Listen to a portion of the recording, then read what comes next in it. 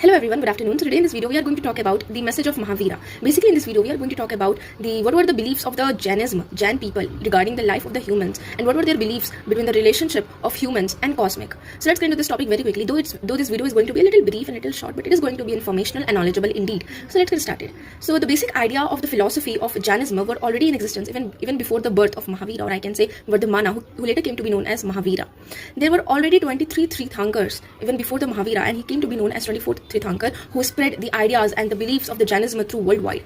Basically, Tirthankars were the spiritual guides or teachers who considered as those who helped others to cross the river of life, basically sufferings, to liberation. They used to teach the peoples how to get liberated from the worldly pleasures and the cycle of birth, death, and rebirth.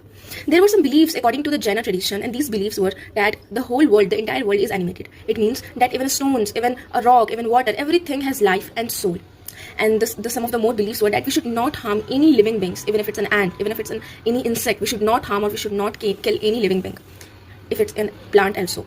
And the next one is that we should always follow the policy or the ideology of non-violence, ahimsa, and it also influenced the whole Indian people, also the whole Indian polity.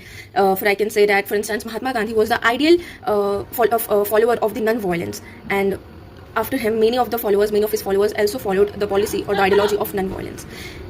These were some beliefs of the Jain people, but if I talk about their philosophy, their ideology, their beliefs in the cycle of then they used to believe that it is related to your karma. It is basically dependent on your karma. It means that on your actions, how do you act to other people, how do you act to yourself. So it is only belongs to your karma. It is only dependent on your karma, and you can only be liberated through only two things: penance and asceticism. Asceticism means self-discipline to leave behind all the luxuries, and penance means to feel sorry if you have done any bad thing. So these were the philosophy, these were the ideologies of Jainism in the liberation. And also at last, the Jain monks and Jain nuns used to take five vows before they officially considered as monks and nuns, and it is also considered or it is also included in the philosophy of being the soul clean, or the clean soul. These five vows were ahimsa, satya, astya, brahmacharya, and apigraha. Ahimsa means non-violence, to always follow non-violence. Satya, it means truthfulness, not lying ever.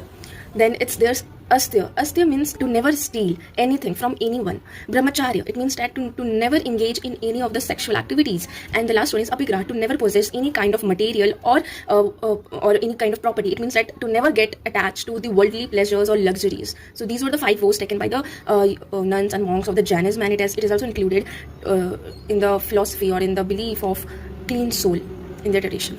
Thank you so much.